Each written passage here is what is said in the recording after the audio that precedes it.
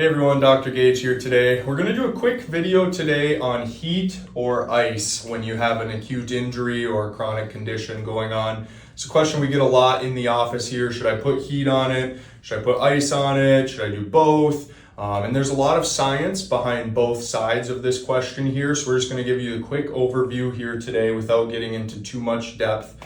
But we're going to start with heat over here. You can see heat creates what's called vasodilation. So with our blood vessels, this is going to expand the blood vessels, making an improved blood flow to the area. So an increase in blood flow occurs with heat.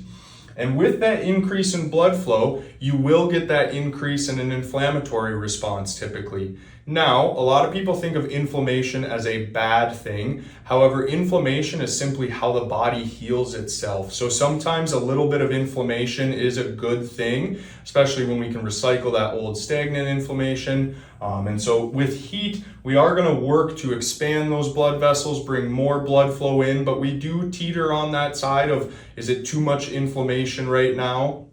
Or is this going to be a good sort of inflammation coming in without doing too much there? So a good example of heat here, some conditions that we see a lot are muscle strains. So you're playing pickleball this weekend, you feel that calf tighten up on you or that hamstring. When it's typically a muscle strain, we like to use heat because it's going to help relax that muscle and bring blood flow in. There's not typically going to be an over amount of inflammation in the tissue there. So we can deal with bringing in a little bit of inflammation as the blood vessels dilate there. So strains is a great one. You know, that tightness, a lot of people in the upper traps here in the neck, working through some tight areas, tight muscles, things like that.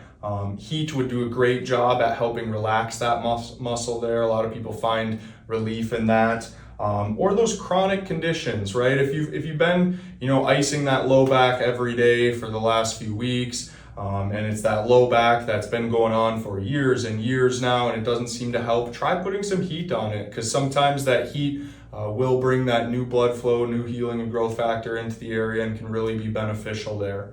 On the opposite side here, we have our ice. So with ice, it's almost the opposite of heat there as far as how the body responds as well. So we have vasoconstriction. So those blood vessels are going to shrink down in. Now with that, we're going to get the decrease in blood flow there, opposite of heat. It's also going to decrease that inflammatory response. So ice is often a good use of something that we can do after an acute injury when there is, positive swelling or a lot of swelling occurring. Things like that ankle sprain, any sort of potential fracture or a real acute injury that has caused a lot of localized swelling to the area. Now, we want to use some ice temporarily to bring down that inflammation because too much swelling and inflammation can cause a lot of pain in that area. But then we'd like to eventually make that transfer to heat because we do need a little bit of inflammation to heal the body there. So this is kind of a debate that can go both ways, and there's a lot of science behind each one of the ways there, but this was just a quick video to kind of help you guys navigate those waters. And as always, feel free to ask us when you're in office here, okay?